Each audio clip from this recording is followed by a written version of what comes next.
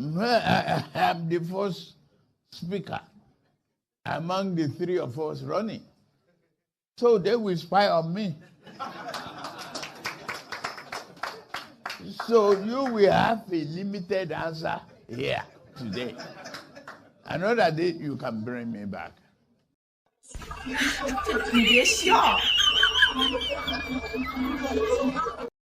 You go know say this one druggy, maybe like underworld cartel leader.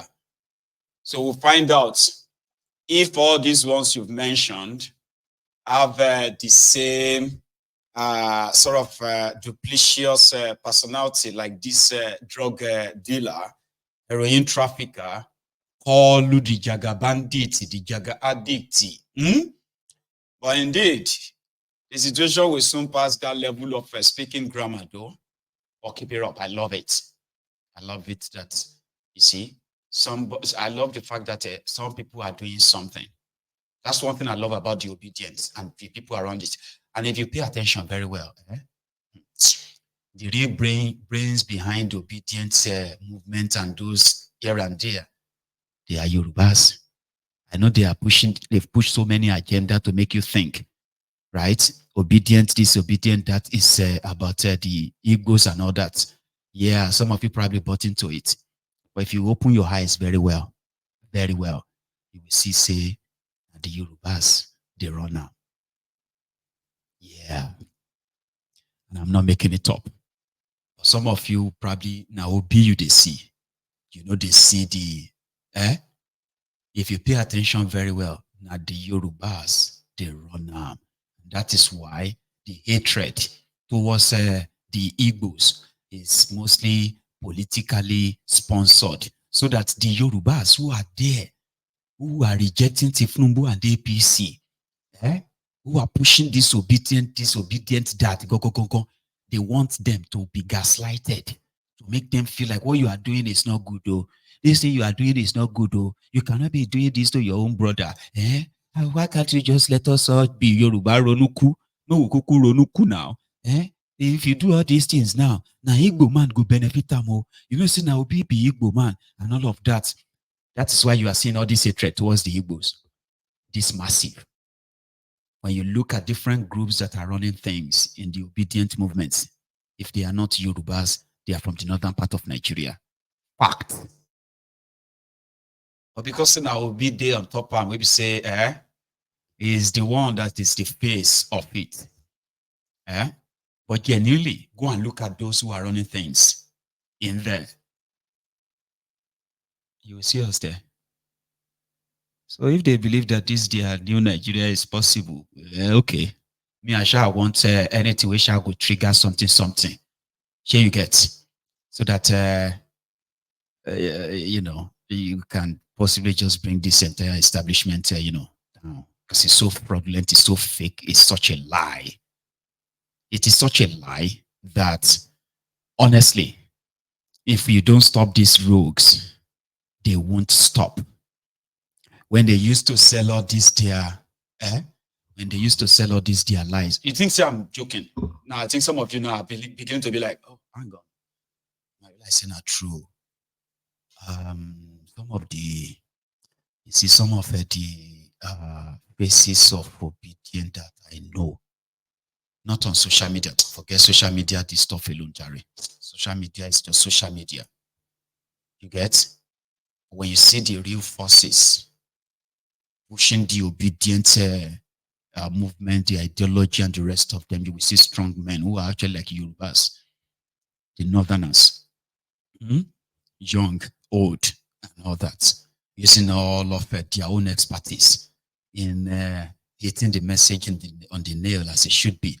That's why I said, you see, if you want to sort of defeat the devil, you probably will use people who knows the devil very well and the trick and not afraid to face it. That's why when you look at the likes of Dele Farotimi, Paulu Adebanjo, that guy I just spoke there, right? And then there's so many others. You will realize that they know how to drive the message. they drive the message in such a way that they have no fear because they know who they are dealing with. They cannot be blackmailed. As people wanted to come and say, you know what I mean? You know, if you are non-Yoruba, right, and you boldly come out to speak against Tinubu, the first thing they are going to do to you is to say you hate Yorubas, or it is because you are Igbo, or it is because this or that. And that's why you barely see any obedient person that will say, oh, he's a strong person from Igbo land. You barely see any. Tell me how many of them you know. And I can give you about 5 Yorubas, very strong guys, outspoken, and they are members of obedient movement. Yeah, I'll give you their names. You give me maybe 2 that you know that will boldly come out and talk against this Tinubu's government. Tell me, give me 1 or 2. Kenneth, shut up, Jerry. Kenneth, you can't be like a person. The one that is neither here nor there. Somebody will be like weather. Can be like Glasgow weather, unreliable. Person will don't use his own time to defend Bokwari. He defended Bokwari for 5 years. A year to election.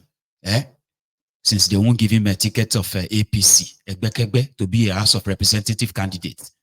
He suddenly joined the obedient movement and started moving mad. And you could tell through all his what have you that he's not genuine. Immediately that this whole thing didn't go the way he expected, what did he do? He automatically turned against you. Didn't he? I mean, have you not heard him? But there are still people who still believe that there's something about the movement that is enough to trigger not just a political revolution, a general revolution in the country. And they still believe in that. Go take a look. So if you are an Igbo person and you have seen them gaslighting you, it is deliberate. That's why all of this, all this tribal war that you are seeing on social media, you can tell they are all politically sponsored. By who? By APC. That's why they will call their fellow Yorubas Omoale. Because to them, how can you be like supporting an Igbo man? If you leave your own Yoruba person, you are supporting and it's all politically sponsored. Because the real Yorubas are asking questions. The questions that the druggie, because we know him very well, the drug dealer can convince them. His money can buy them. I'll leave you to that as your own assignment. So that is why they will do everything to stick to their tribal war, tribal this, tribal that, ethnic this, ethnic that. Because the real people who are pretty much behind this your OB and obedient movement stuff that are most like unseen hands, they are from the southwest part of Nigeria. I'll leave you to it. I want to take calls this evening. No, we are not that too many. But listen, if you really have to go, I get it. But to those who still want to add to this conversation, and they've not had a chance since yesterday, this may be your shot. Doesn't matter that what you want to say is not part of what we discussed this evening, okay? It could be something we discussed a day or 2 ago. Or the only way to add your voice is to use that number on your screen. Thank you so much to my people who have who continue to buy me this coffee. Now be superstars, okay? I'm trying to kind of see how much of a coffee of this I can get to do few improvements. Because I want to get some new, some new studio equipments though, right? So I want to stop, leaning forward to my microphone. I need something more comfortable so that I can sit down here. And I can have my mic close to me. I can pull it like anytime, pull it from anywhere. And I can get some of these things also sorted too, okay? So anyway, thank you so much to every one of you. I appreciate. I will be back in a minute or 2, and we can have more chats before we go to bed. Thank you. So don't go anywhere if you still want to add to this conversation. Just use the number on the screen. Or if you have to leave, right?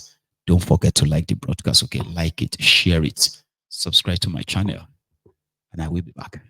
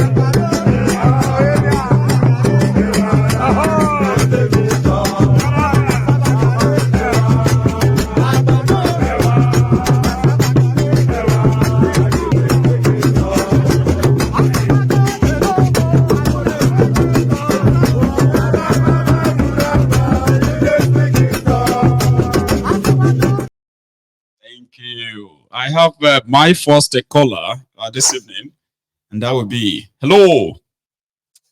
Hello, Mayegun General. Oh, This is the African Wahala. That's it. How you doing, Baba? I'm doing very well. Two times Thank you lucky. for the great show. I am 2 times lucky to have you today. I hope you actually joined us early enough this evening, or did you just join me midway as well?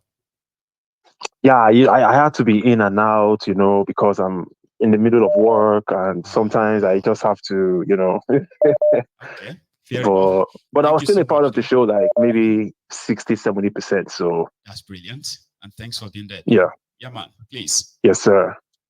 I don't know if you heard about the Cameroonian Kolu or Bia. I heard about that yesterday. But it was they said he died or something, but it is not dead. Okay, you saw these Amazonian guys, right? So they had something called the AI generated video to announce that it's dead. And a lot of people ran with that. I somehow, I don't know, maybe it's actually good of me though that I wanted it to be true, but I knew it wasn't. However, I waited enough to realize that it was actually not true. The guy is alive. He's waiting to run for another place by next very interesting next year, 2025. But the reason why all these speculations are going viral on the internet is because he created it. Yes. The Paul Biya himself and the government, they created the space for the people to make speculations. That's over 40 years ago. Before I was born, he's been their president. Yeah, he was the prime minister, then he became the president. So he has been in power since 1980. Yes. 44 years. No joke, man. I believe he is in his early 90s. Cameroon is one of the worst countries in the world. Yeah, thereabouts.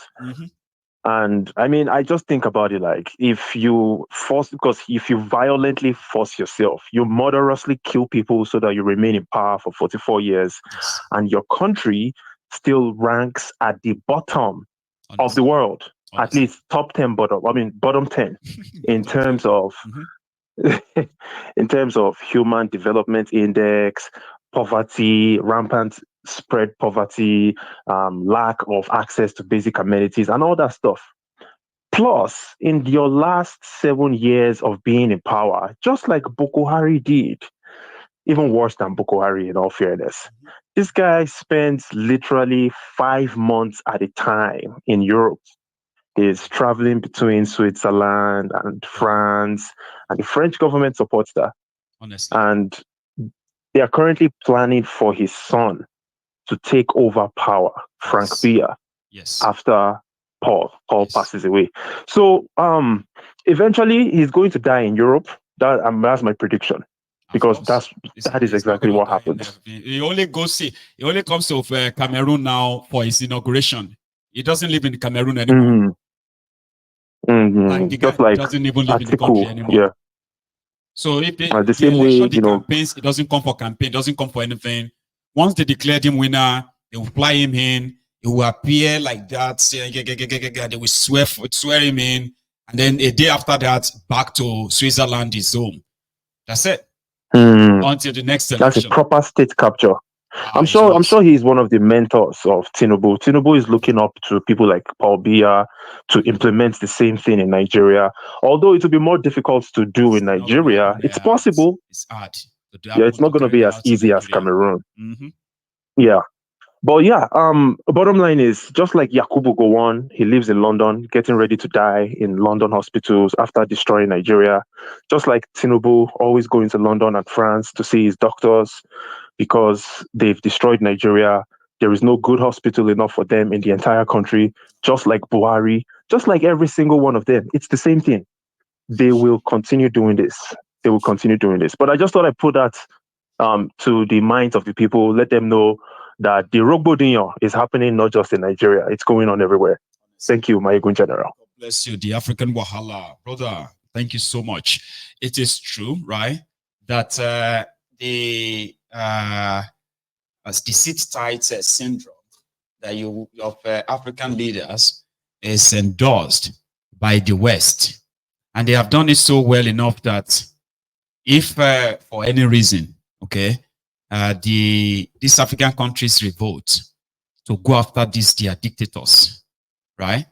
The West will begin to sanction them, and they can indeed just get your entire country saturated with a different kind of terrorists and terror groups, and they will mount economic sabotage on you.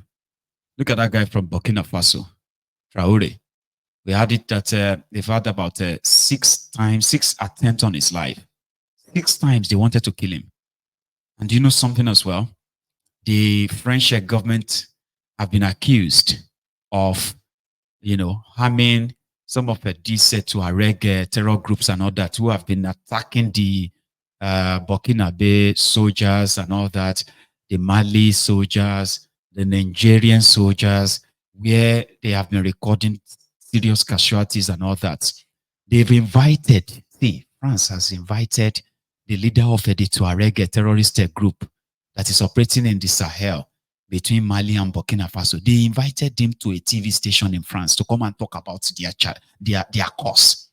Okay, it's like inviting Bello Turuji to London, okay, to come and discuss about the cause of the Fulanis, why the Fulanis are killing the Nigerians, why they are kidnapping them, why they are killing their soldiers and all that. That's exactly what that looks like. Go and check it online. You will see the leader of or the spokesperson for this terror group in the Sahel area, about clean shaved, clean looking and all that, with all their bed sheets on his head and all that stuff. Terrorists, so they appear in French on French TV discussing about their challenges, the challenges with Burkina Faso government, the challenges with the Malian government. You know that these two countries, they've removed their own puppet presidents, where they staged the coup and took over the country. And we know what has happened since then. So it's just so kind of really, really sad. Enough that the sit tight syndrome you have in Africa always have the backing of these Western countries, unfortunately. And they can easily label you undemocratic. And they are the ones who are like jumping up and down. Democracy, democracy, democracy. How do you kind of give people democracy? Democracy for, what do you call it, for people who are ready to do the bidding? Come on, people are going through it a lot in Africa. And they're not even like asking for too much. They're just asking to be treated well. Even if you want our resources, like, okay, you want our resources, then give us a fair deal with respect that our people can benefit from their God-given resources. No, I don't. I mean, come on. Anyway, yes. Hello. Hello, sir. Hello. Baba? My name is,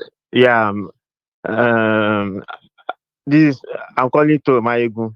Yeah, this is Mayegun. You are live. Okay. Is that Gabriel? Okay. Your Okay. name says you are Gabriel.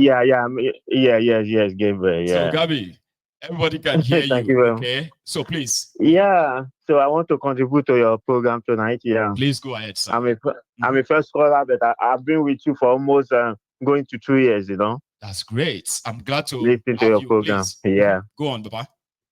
You know, Nigerian people, they didn't know what fall on top of them about Kolu, you know. Kolu, right. If you go and check Kolu, when Kolu was a governor of Lagos State, you know, the tactics he usually uses is hungry. Right. Yeah, he always use hungry. When hungry catch everybody, somebody go tell them. In line. Exactly. Did you go and check him? Kolu that turned all property of Lagos State to his own. They said they want him to repeat what he did in Lagos, in Nigeria. Yeah, and exactly. He's doing it already. Mm-hmm. Yeah. So I really like the video you put. That one that they were singing like a Yoruba people, you know. I really like that. They started with the hungry. The hungry will go so far that they will never forget in their lives. See, That is called tactics. You see, everybody will kind of get what is coming to them. Everyone will get his own share. To them, okay? Exactly. Even Yoruba Unu people will cry and say, this one is more than the being power. See? Yeah, it's exactly. Happening already. So, it is happening already. Yeah. Now. When Kolu finish with them in 8 years, they will know where they are. Good. God bless you, yeah, Baba. Thank you very much. Thank you. Yeah, that is my first. You have a good one, okay?